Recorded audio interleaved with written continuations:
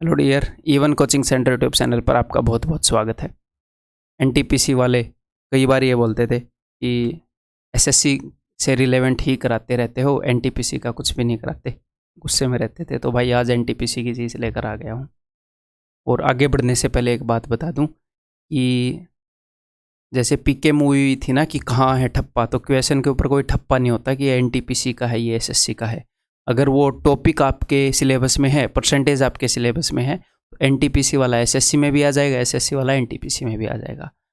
हाँ, लेवल में फ़र्क होता है सर, हाँ लेवल में डेफिनेटली फ़र्क होता है। लेकिन जब भी मैं ऐसी वीडियो डालूँ कि भैया टॉप क्वेश्चन करवा रहा हूँ, चाहे वो एनटीपीसी के करवा रहा हूँ या एसएससी के करवा रहा हूँ, एसएससी के किसी भी एग्ज़ाम के करवा रहा हूँ, तो वो देख लिया करो, आपको फ़ायदा ही करेंगे। क्लियर है? तो अगर मैंने सीजीएल के ऊपर कोई सीरीज चलाई है, बढ़िया बढ़िया क्वेश्चन करवा रहा हूँ, तो डेफिनेटली एनटीपीसी वालों को फ़ायदा होएगा। अगर कोई आप स्टेट एग्ज़ाम दे रहे हो, आप सीडीएस का एग्ज़ाम दे रहे हो, एफकेट का एग्ज़ाम दे रहे हो, आपको डेफिनेटली फ़ायदा होएगा। ठीक है? ऐसी बात नहीं है कि उसी बिस्कुट के ऊपर पार्ले जी लिख दे, उसी बिस्कुट के ऊपर ब्रिटानिया लिख दे, आप दोनों को अलग तरीके से ट्रीट कर रहे हो। तो सिर्फ थंबनेल लगाने से, थंबनेल के ऊपर एसएससी या एनटीपीसी हो तो उसके बेस पर ये मत सोचा करो ये तो मेरे एग्ज़ाम का नहीं है।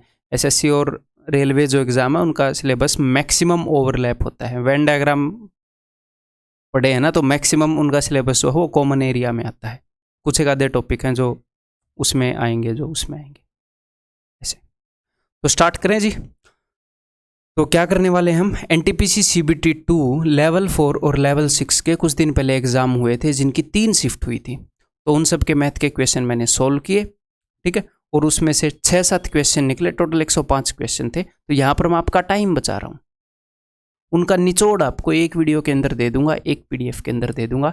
इसकी पीडीएफ भी आपको टेलीग्राम चैनल के ऊपर मिल जाएगी, लेकिन पहले ये वीडियो देख लो, ठीक है। इसके अंदर मैं आपको हर एक क्वेश्चन के अंदर बढ़िया बढ़िया तरीके, जो बेस्ट तरीके हैं वो मैं आपको बताऊंगा, आपको डेफिनेटली सीखने को मिलेगा, ठीक है। तो एफिशिएंटली क्या होएगा, आप इनकी सारी शिफ्ट कवर कर गए कम से कम टाइम के अंदर। तो मैं आपकी हेल्प कर रहा हूँ, वो भी इस तरीके से हेल्प करने की कोशिश कर रहा हूँ कि भाई वो एफिशिएंट हो, कम से कम टाइम के अंदर आप ज़्यादा से ज़्यादा आउटपुट ले पाएँ, ठीक है। और सारी वीडियोस को फॉलो किया करो, हर एक के अंदर कुछ ना कुछ मैं आपको सिखा ही रहा हूँ। एक भी वीडियो ऐसी नहीं होगी कि जिसके अंदर जो कंटेंट की वैल्यू है और जो आप उस वीडियो को देखने के लिए जो टाइम दोगे ना, तो आप जितना टाइम दोगे उससे कहीं ज़्यादा वैल्यूएबल उसके अंदर कंटेंट होगा। तो एक भी वीडियो ऐसी नहीं होगी जो आपके टाइम की कीमत को जस्टिफाई ना करती हो। यूट्यूब पर आप टाइम ही दोगे और तो क्या दोगे वीडियो को, है ना। तो स्टार्ट करें फिर। और भाई सीजीएल के टॉप 40 क्वेश्चन मैथ के 21 शिफ्ट में से 40 क्वेश्चन छाटे गए हैं। उस वीडियो का लिंक मैं इस वीडियो के डिस्क्रिप्शन में दे दूंगा, या आप यूट्यूब पर सर्च करेंगे, डेफिनेटली देखना, आपको बहुत ज़्यादा फायदा करेगी, ठीक है। और आजकल एक और तरीके से मैं आपको वीडियोस दे रहा हूँ कि अगर कोई क्वेश्चन मेरे को ऐसा लगता है मैं एक क्वेश्चन के माध्यम से आपको कुछ बेहतरीन सिखा सकता हूँ, वो क्वेश्चन जो आपके एग्ज़ाम में आ रहे हैं, जो रिलेवेंट है, तो मैं उनकी वीडियो भी दे रहा हूँ। Good questions for SSC, CGL, CHSL, ऐसे ये मैंने लिख रखा है। ये एसएससी, रेलवे और क्या बोलते हैं सीडीएस, स्टेट एग्जाम, सबके लिए हेल्पफुल रहेंगे। तो अब हम स्टार्ट करते हैं। पेन नोटबुक ले आओ, पेन नोटबुक के बिना कोई फ़ायदा है नहीं, ठीक है जी। स्टार्ट करें। और एक बार एक और चीज़ दिखा दूँ आगे बढ़ने से पहले, ये math question with Bhutesh sir के पीछे छुपा हुआ है कि ये कौन सी शिफ्ट में कैसे पूछा है। तो ये सारे एक्चुअल एग्जाम में पूछे गए क्वेश्चन है, ठीक है। आपको इससे कोई मतलब है नहीं कि कब पूछा गया, कहाँ पूछा गया, आप रिलैक्स होकर इनको सोल्व करो। A cylinder is inscribed in a sphere. The radius of the sphere is 5/6 times the height of the cylinder. तो सिलेंडर स्फीयर के अंदर डाला गया है, तो ठीक है जी। अपने पास एक गोला है, इस गोले के अंदर इन्होंने एक सिलेंडर डाल दिया।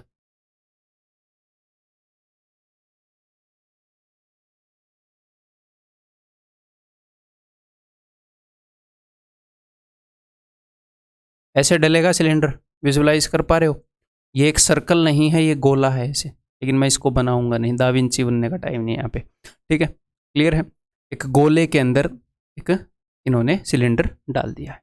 तो इन्होंने क्या बताया है, the radius of the sphere is 5/6 times the height of the cylinder. तो जो सफियर का रेडियस है वो सिलेंडर की हाइट का 5/6 टाइम्स है। यानी कि अगर सिलेंडर की हाइट 6 है तो सफ़ियर का रेडियस 5 है। ठीक है, वही काम कर लेते हैं फिर यहाँ पे। ये सेंटर होगा सफ़ियर का, तो रेडियस कितना है इसका सफ़ियर का? अगर रेडियस 5 है तो सिलेंडर की हाइट 6 है। सिलेंडर की हाइट क्या होगी? सिलेंडर की हाइट यहाँ से लेकर यहाँ तक ये होएगी। अगर ये पूरा 6 है तो सेंटर के ऊपर 3 होएगा, सेंटर के नीचे 3 होएगा। ये सिमेट्री में होएंगे ऐसे। ठीक है, और ये एक राइट एंगल ट्रायंगल बनेगी। अगर मैं अगर मैं सिलेंडर इस बेलन के रेडियस को खींच दूँ तो एक राइट एंगल ट्रायंगल बनेगी। तो यहाँ पर कौन सा पाइथागोरियन ट्रिपलेट है? 3 4 5। 90 के सामने हाइपोटेन्यूज 5 है, 3 4 5। और भाई साहब ने यहाँ पर क्या पूछा है? What is the ratio of volume of the cylinder? तो सिलेंडर का वॉल्यूम क्या होता है? Pi r square h and volume of sphere. तो मैं ये देख रहा हूँ कि ऑप्शन से हो सकता है कि ऑप्शन से तो नहीं, एक ही ऑप्शन कटेगा। एक बात तो हमें पता है कि सिलेंडर सफियर के अंदर है तो सिलेंडर का वॉल्यूम कम होएगा। अगर उसके अंदर है तो सिलेंडर का कम है तो पहले वाला तो नहीं होएगा, है ना। बाकी ये वाला भी नहीं होएगा। तो ये दो तो मैं सीधे सीधे काट सकता हूँ। सिलेंडर इसके अंदर फंसा हुआ है सफियर के, तो सिलेंडर का वॉल्यूम तो कम ही होएगा ना, सफियर तो एक्स्ट्रा ही बच जाता है बाहर। तो उसने क्या पूछा है कि भैया ratio volume of cylinder to sphere, तो सिलेंडर का ज़्यादा थोड़ी हो सकता है। तो दो तो हमने काट दिए सीधे सीधे। क्या पता अगर तीसरा भी ऐसे होता तो हम सोल्व भी नहीं करते इस क्वेश्चन को। ठीक है, तो ratio of volume of cylinder, तो भाई सिलेंडर का वॉल्यूम क्या होएगा? पाई आर स्क्वायर एच। सफियर में भी 4/3 पाई आर क्यूब आएगा, तो मैं पाई लूंगा नहीं दोनों जगह। पाई आर स्क्वायर, रेडियस कितना है? 4, आर स्क्वायर एच, हाइट कितनी है जी? 3 और 3 6, और उसके लिए क्या है? 4/3 पाई में लिखूंगा नहीं, आर क्यूब, रेडियस कितना है जी? 5। तो 5 × 5 × 5 इतना करना है इस क्वेश्चन के लिए। 4 से 4 गया, 6 3 18 चौके 72, रेशियो 125। Option C. क्लियर है? आगे बढ़े।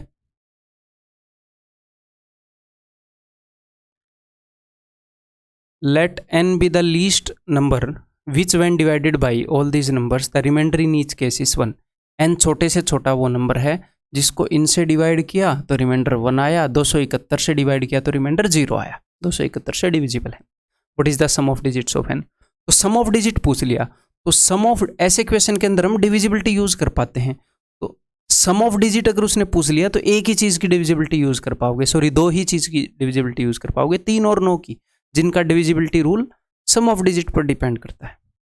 3 और 9 का divisibility rule sum of digit पर डिपेंड करता है। तो मैं देखता हूं जिन नंबर से डिवाइड होकर ये नंबर एक रिमाइंडर दे रहा है उसके अंदर 3 है या 9 है। मैं प्रेफर करूंगा 9 को, 9 बड़ा नंबर है। तो इनमें से किसी भी नंबर के अंदर 9 नहीं है, ठीक है, लेकिन 15 के अंदर 3 है, 42 के अंदर 3 है। अगर वो नंबर 15 से डिवाइड होकर एक रिमाइंडर दे रहा है तो वो 3 से डिवाइड होकर भी एक रिमाइंडर देगा। तो उसका जो सम ऑफ डिजिट है वो 3 से डिवाइड होकर एक रिमाइंडर देगा। तो 3 से 18 डिवाइड हो गया, 3 5 15, 2 रिमाइंडर दे रहा है, 3 चौके 12, 2 रिमाइंडर दे रहा है, 3 चौके 12 एक remainder. Answer is option D. 3 से डिवाइड होकर एक रिमाइंडर देने वाला ऑप्शन ही एक है। आगे हम क्वेश्चन को सॉल्व ही नहीं करेंगे, एग्जाम की अप्रोच बता रहा हूँ। एग्जाम में हम ऐसे करेंगे, ऐसे क्वेश्चन को मैक्सिमम केसेस में आप ऐसे टैकल कर सकते हो डिविजिबिलिटी से। कभी 3 की डिविजिबिलिटी, कभी 9 की डिविजिबिलिटी, कभी 8 की डिविजिबिलिटी, कभी 10 की डिविजिबिलिटी, 5 की डिविजिबिलिटी है यहाँ पर कई। लेकिन यहाँ पर सम ऑफ डिजिट पूछा है तो मैं किसी की भी डिविजिबिलिटी यूज़ नहीं कर सकता 3 और 9 के सिवाय। इनकी डिविजिबिलिटी सम ऑफ डिजिट पर डिपेंड करती है। अब इसको करेंगे जो इसको करने का मेथड है उससे, क्योंकि हो सकता है वो एक और ऑप्शन दे दे यहाँ पर 16, फिर क्या करोगे? 3 से डिवाइड होके एक रिमाइंडर, तो करना पड़ेगा ना। तो छोटे से छोटा नंबर जो इनसे डिवाइड होकर एक रिमाइंडर दे दे तो वो किस फॉर्मेट का होगा? वो होगा इन सब का एलसीएम, ये जितने भी नंबर हैं इन सब का एलसीएम इंटू n+1, इस फॉर्मेट का नंबर होगा। इनका एलसीएम और उसका मल्टीपल इन सब से डिवाइड होएंगे, +1 इसलिए कर रहा हूं क्योंकि एक रिमाइंडर छोड़ना है। तो इनका एलसीएम ले भाई। तो सबसे पहले मैंने यहाँ पर उठा लिया, मेरे को दिख रहा है 25, 5 की पावर 2। उसके बाद 15 के अंदर ऐसा क्या है जो 25 में नहीं है? 3, 5 तो इसके अंदर है 3, एलसीएम निकाल रहे हैं हम। 35 के अंदर ऐसा क्या है जो इसके अंदर नहीं है? 7। 40 के अंदर 8 है, 8 5 40, 5 तो मैं ऑलरेडी उठा चुका हूँ। और 42 के अंदर 7 है जो कि यहाँ पर है, 3 है जो कि यहाँ पर है, 2 है वो यहाँ पर है, तो और कुछ नहीं उठाना। और जब भी मुझे 25 मिलता है, 5 मिलता है, मैं उसका मिलन करवाता हूँ 2 से, बिकॉज वो हमें 0 देता है, 5 और 2, तो 25 8 200, 7 ये 21, 21 दूनी 42, तो इनका एलसीएम आ गया जी 4200। तो हमारा जो नंबर है वो किस फॉर्मेट में है, वो है 4200 4200n + 1। और इस नंबर की एक और खासियत है कि ये 271 से डिविजिबल है। ठीक है, तो देख लेते हैं। तो भैया इस नंबर के 2 पोर्शन हैं, एक तो ये वाला प्लस के इधर अगर मुझे एक रिमाइंडर मिल रहा है तो इधर मुझे -1 रिमाइंडर मिलेगा, क्योंकि ओवरऑल ये नंबर 271 से डिवाइड हो रहा है।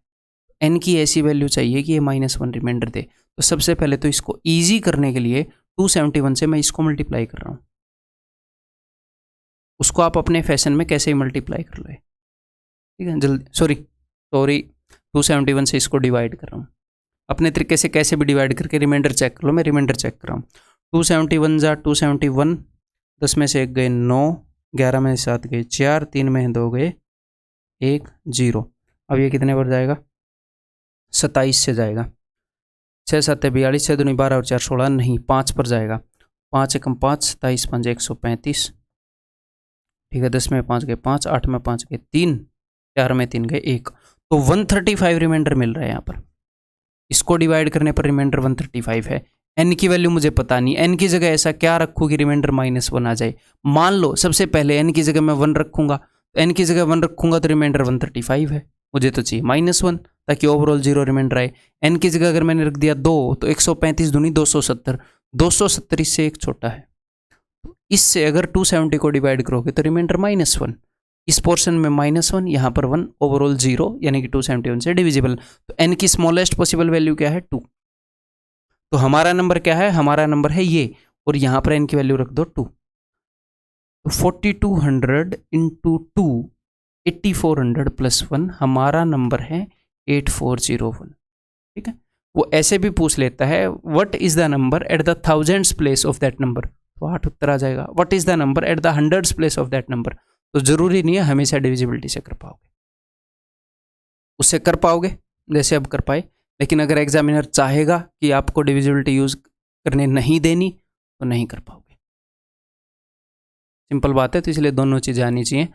तो सम ऑफ डिजिट पूछा है, 8 और 4 12 और 1 13, answer will be option D 13। ठीक है भाई, आगे बढ़ें। ये बताओ, क्वेश्चन इजी है, आप इसको इजीली कर लोगे, लेकिन मैं आपको दिखाना चाहता हूँ कि शॉर्टेस्ट पॉसिबल वे में हम इसको कैसे कर सकते हैं। और ऐसे कई क्वेश्चन आ रहे हैं प्रॉब्लम ऑन एजिस के ऊपर। वैसे मैं प्रॉब्लम ऑन एजिस को अलग टॉपिक नहीं मानता, ये रेशियो एंड प्रोपोर्शन के अंडर ही है। रेशियो की ही तो अंडरस्टैंडिंग, और इसमें क्या है। 5 years ago, ages of father and his son were in ratio 7:2। तो 5 साल पहले उसको मैं रिप्रेजेंट करता हूँ -5 से। तो फादर और सन की उम्र का रेशियो है 7:2। ये फादर है, ये सन है, ऑफ कोर्स फादर बड़े होते हैं ना, तो मेरे को F और S लिखने की जरूरत नहीं है।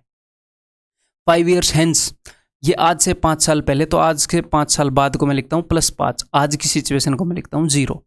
ठीक है, आज से 5 साल बाद जो इनका रेशियो है वो हो जाएगा 9:4। ओके, तो सबसे पहले ऐसे क्वेश्चन को सोल्व करने के लिए क्या करना होता है, इन दोनों का डिस्टेंस सेम करना होता है, इन दोनों का डिफरेंस। क्योंकि फादर अपने सन से जितने बड़े हो गए एक बार, पूरी जिंदगी उतने ही बड़े रहेंगे। ऐसा तो नहीं है ना कि फादर की उम्र जल्दी बढ़ रही है, बेटे की उम्र स्लोली बढ़ रही है। ठीक है, तो इन दोनों के बीच के गैप को हम सेम करते हैं। यहाँ पर गैप 5 का है, यहाँ पर गैप 5 का है, गैप सेम है तो कोई प्रॉब्लम नहीं है। ये काम आप मेंटली भी देख के डिसाइड कर सकते थे। ठीक है, जब एक बार ये गैप सेम हो जाए, अगर ये गैप सेम ना हो तो हम क्या करते हैं, यहाँ के गैप से इन दोनों को मल्टीप्लाई करते हैं, यहाँ के गैप से इन दोनों को मल्टीप्लाई करते हैं। ठीक है, तो जब ये गैप सेम हो जाए उसके बाद हम इस गैप को देखते हैं। तो ये वाला जो गैप है रेशियो में कितने का है, ये रेशियो में है 2 का।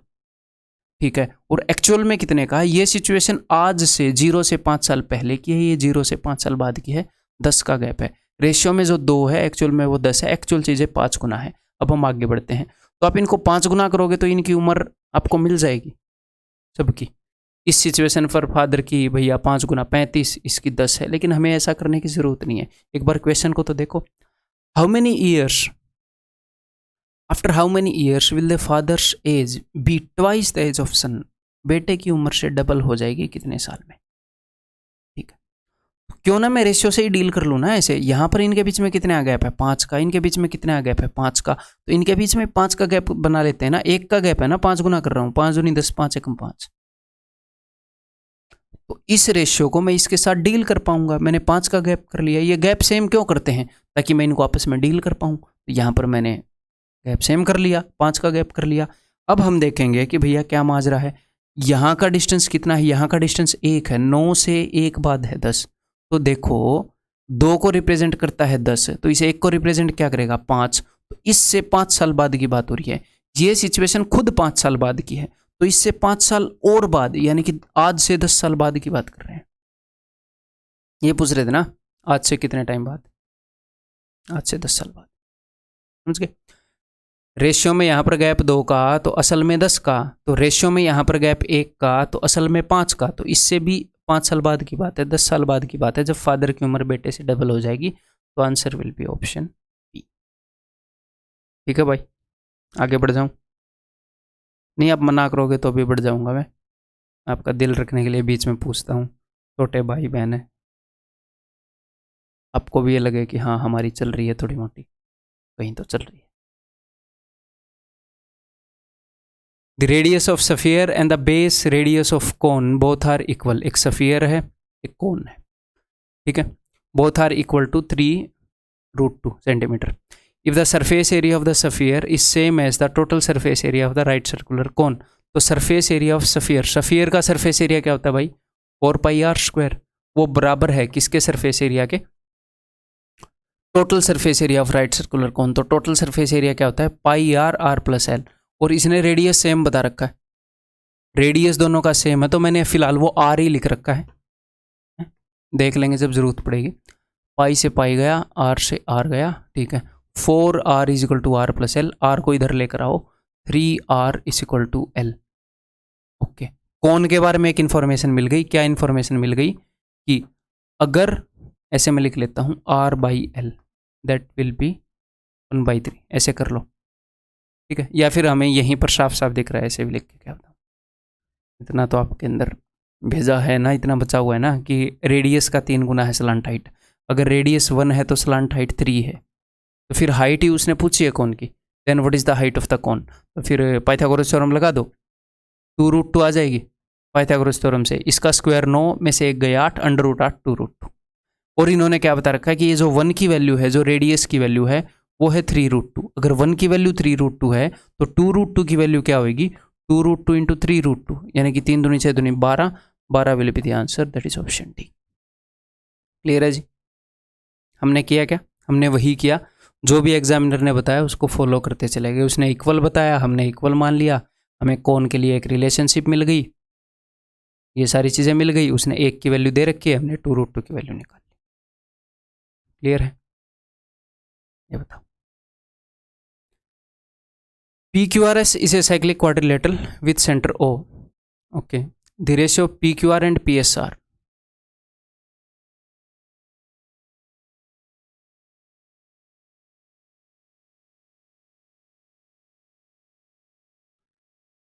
PSR बड़ा है तो मैं PSR का मुंह ज़्यादा खोल देता हूँ।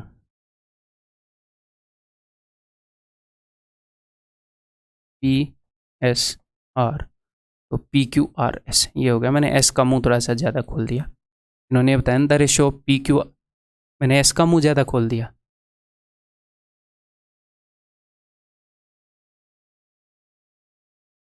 Q बड़ा है, Q का मुंह ज़्यादा खोल देते हैं। तो PQR कितना है 11, PSR कितना है 7।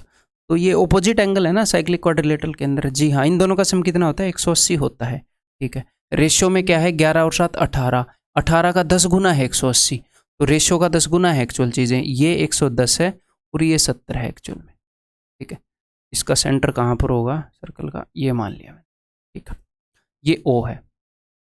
उसने पूछा क्या है, if PQ is equal to QR, if PQ is equal to QR then find OPQ। O P Q, ये हमने बताना है, ये वाला एंगल। तो यहाँ पर एक छोटा सा कंस्ट्रक्शन आपको करना पड़ेगा, इस कोड को ड्रॉ करना पड़ेगा, ठीक है। जैसे ही आप इस कोड को ड्रॉ करोगे, अब आपको चीज़ें समझ में आ जाएंगी क्या माजरा है। अगर वो वाला एंगल 70 है, ये वाला एंगल इस आर्क ने या फिर इस कोड ने बोल दें सरकमफ्रेंस के ऊपर बना रखा है, तो सेंटर पर बनाएगा इससे डबल 140। अगर ये 140 है तो ट्रायंगल ओ पी आर के अंदर देखो 180 तीनों एंगल का सम होता है, तो 180 में से 140 गए 40, और ये दोनों बराबर हैं बिकॉज ये दोनों रेडियस हैं। यहाँ पर भी 20 डिग्री का एंगल, यहाँ पर भी 20 डिग्री का, 40 को मैंने दो बराबर हिस्सों में बांटा। ये एंगल 110 है, 180 में से 110 गया 70, 70 को भी दो बराबर हिस्सों में बांटूंगा बिकॉज ये दोनों बराबर हैं, angle opposite equal side are equal, तो ये 35 होएगा। और एंगल ओ पी क्यू की वैल्यू क्या हो जाएगी, 20 और 35 55, दैट इज ऑप्शन बी। ठीक है, क्लियर है, समझ में आ रहा है। कोई भी अगर आपको डाउट भी आए तो आपने करना क्या है, इस वीडियो के नीचे कमेंट कर देना। जो ये मैं नहीं बोल रहा कि मैं कमेंट करूँगा, हो सकता है मैं भी कमेंट कर दूँ उसके रिप्लाई में, अगर कोई डाउट आ रहा है, मैं कई बार करता हूँ, लेकिन जो बाकी स्टूडेंट है वो डेफिनेटली कमेंट कर देंगे, वो बता देते हैं, इतने हेल्पफुल तो होते हैं बंदे हैं, अच्छे लोगों की कमी नहीं है लोगों में, वैसे ही अफवाह फैला रखी है।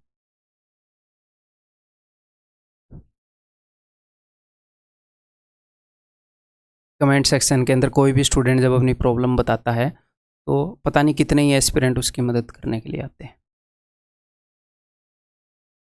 तो भाई ये जो क्वेश्चन है एक्चुअल में एनटीपीसी के अंदर आया नहीं था, सीबीटी 2 के अंदर, ताकि डेफिनेटली ये नहीं, मतलब ये क्वेश्चन नहीं था, इस टाइप के क्वेश्चन आए थे, लेकिन ये क्वेश्चन मैंने लिया है अगले क्वेश्चन को समझाने के लिए। इस क्वेश्चन के ऊपर मैं सिंगल वीडियो बना चुका हूँ, अगर आप वो देख चुके हैं तो आप स्किप कर सकते हैं इस पोर्शन को, फिर से समझना चाह रहे हैं तो फिर से समझ सकते हैं। ठीक है, मैं समझाऊंगा, हो सकता है कुछ स्टूडेंट ने वो वीडियो ना देखी हो, तो देखिए। और अगर आपने वो वीडियो देखी है तो कमेंट करके बताओ, देखता हूँ कितने लोगों ने वो वीडियो देखी होगी, कितने लोगों ने उसको मिस कर दिया होगा। ठीक है, देखिए नहीं देखिए, देखिए तो डेफिनेटली कमेंट करके बताना। तो देखो, if x is subtracted from each of these number, अगर हर नंबर में से मैं x को घटा दूँ तो ये नंबर प्रोपोर्शन में आ जाएंगे। तो इस टाइप के क्वेश्चन भर भर के आ रहे हैं हर एक तरह के एग्जाम। ठीक है, तो इन चार नंबर में से अगर मैं कोई नंबर घटा दूँ तो ये चारों नंबर प्रोपोर्शन में हो जाएंगे। तो सबसे पहले तो ये समझते हैं कि प्रोपोर्शन में होने का मतलब क्या है। प्रोपोर्शन में होने का ये मतलब है चार नंबर का कि पहले दो का जो रेशियो है वही आखिरी दो का रेशियो, यानी कि A/B should be in proportion with C/D। A अनुपात B समानुपात में है C अनुपात D के, इसी को समानुपात बोलते हैं।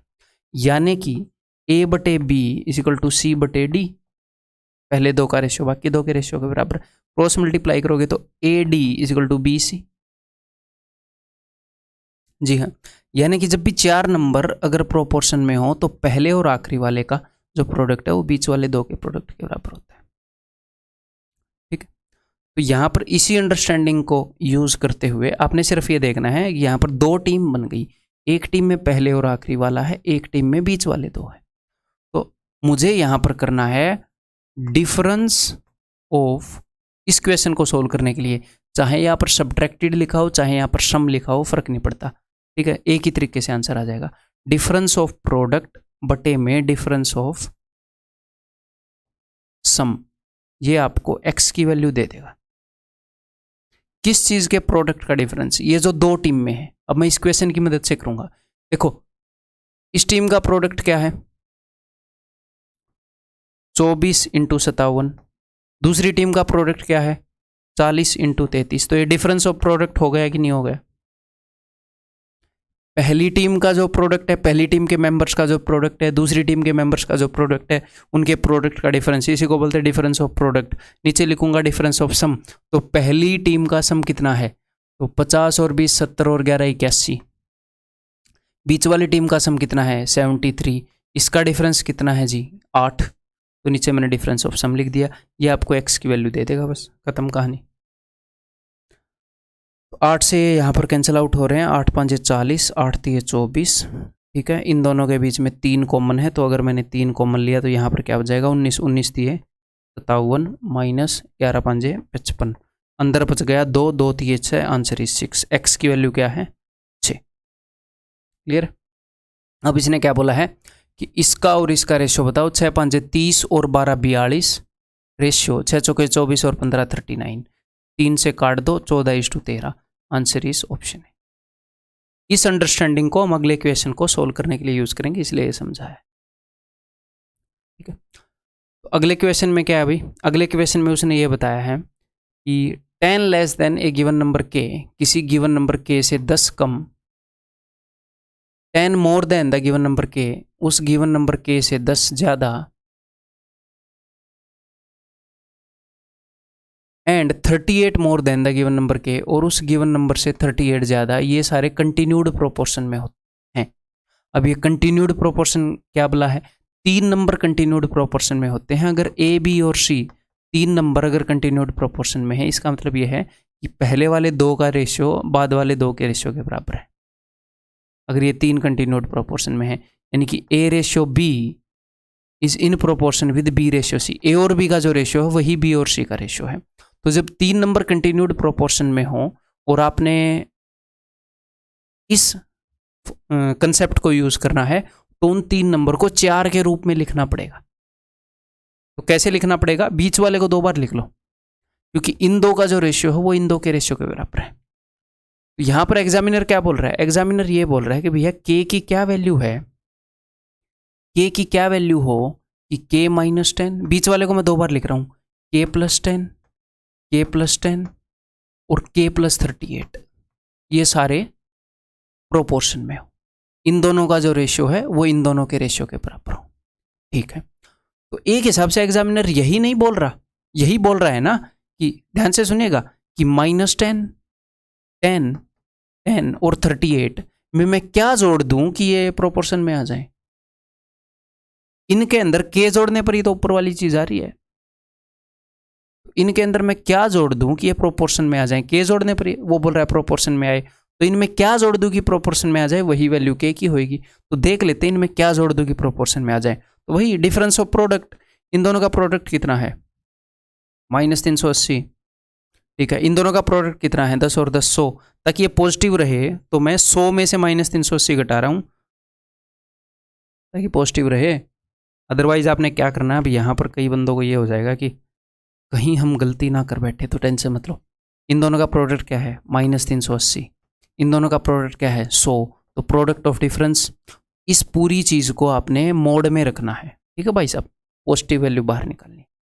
इन दोनों का सम कितना है, इन दोनों का सम है भाई 28, इन दोनों का सम कितना है, इन दोनों का सम है 20, तो डिफरेंस ऑफ सम नीचे में लिखूंगा 28 - 20 8, ऊपर मैं पॉजिटिव रख लूं, -480 आ रहा है, मैं +480 रख लूं, आंसर इज 60। के की वैल्यू 60 है, इनमें 60 ऐड करने पर ये प्रोपोर्शन में आएंगे, के ऐड करने पर ये प्रोपोर्शन में आ रखे हैं, तो के की वैल्यू 60 है, दैट्स ऑप्शन सी। इसको करने के और भी कई तरीके हैं, आप ऑप्शन यूज कर सकते हो, जो कि मैं यूज करके यहां पर नहीं दिखाऊंगा, कन्वेंशनल मेथड में यहां पर आपको दिखा दूंगा। अगर 3 नंबर प्रोपोर्शन में हैं, अगर 3 number A B C continued proportion में है, यानी कि पहले 2 का रेशियो बाद के 2 के रेशियो के बराबर है, यानी कि b² = AC, यानी कि बीच वाले का जो स्क्वायर है वो बाकी 2 के प्रोडक्ट के बराबर है, तो इसी अंडरस्टैंडिंग को लगा देते हैं, अपना आंसर आ जाएगा। बीच वाले का स्क्वायर यानी कि k + 10 का स्क्वायर, मैं डायरेक्टली स्क्वायर खोल रहा हूं, k² + 20k + 100 = इन दोनों का प्रोडक्ट, डायरेक्टली मैं प्रोडक्ट कर रहा हूं, तो k² + 28k - 380, k² से k² गया, 20 को मैं इधर भेज दूं तो इधर आ जाएगा 8k, 380 को इधर भेज दूं तो इधर आ जाएगा 480, तो k = 60, that's it, option C. Clear है जी? उम्मीद है कि आपको सारी चीज़ें साफ साफ समझ में आई होंगी। कोशिश यही की है कि क्लियर कट आपको समझ में आ जाए, अपनी तरफ से एक स्टेप ज़्यादा जाने की मैं कोशिश करता हूँ समझाते वक्त। तो मेरे ख्याल इस वीडियो के अंदर इतना ही। अगर आपको मेरा पढ़ाने का तरीका पसंद आ रहा है और आपको सारी चीज़ें समझ में आ रही है और आपको ये लग रहा है कि हाँ कहीं ना कहीं इम्प्रूवमेंट हो रही है, और अगर आपको पूरा कोर्स कंप्लीट करना, आपको पूरा मैथ पढ़ना है, अगर आप इस स्टेज पर हैं अगर आप ऑलरेडी पढ़ चुके हैं, सारे कंसेप्ट आपके पास हैं तो कोई दिक्कत नहीं है। लेकिन अगर आपने पूरा मैथ्स मुझसे पढ़ना है तो आप क्या कर सकते हैं, बहुत ही बेहतरीन कोर्स अपनी जो इवन कोचिंग सेंटर की ऐप है उसके अंदर हैं।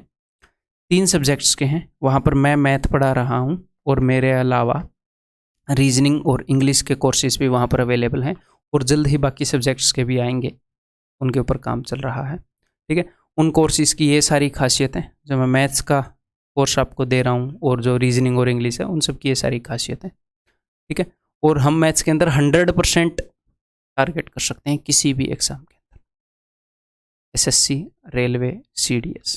ठीक है, अगर आप इन चीज़ों को बहुत ही बेहतरीन तरीके से यूज़ करेंगे तो आपको कोई नहीं रोक पाएगा।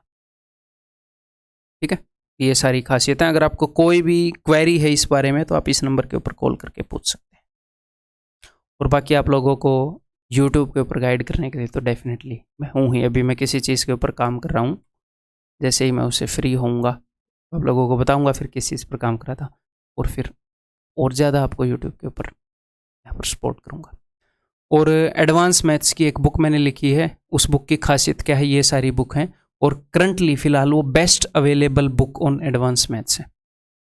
एक तो वो मोस्ट अपडेटेड बुक है फ़िलहाल, बिकॉज सबसे लेट लिखी है तो मोस्ट अपडेटेड ही होगी है। और उसके अंदर 3500 प्लस सेलेक्टेड क्वेश्चन है, हैंड पिक्ड क्वेश्चन है, एक एक बढ़िया बढ़िया क्वेश्चन है जो हमारे एग्जाम के लिए रिलेवेंट है, बढ़िया लेवल का है और हमारी बेटर अंडरस्टैंडिंग बनाएगा। ठीक है, और हर एक क्वेश्चन का वीडियो सॉल्यूशन है, मतलब टेक्स्ट सॉल्यूशन तो है ही जैसा बुक में होता है, साथ में वीडियो सॉल्यूशन भी है।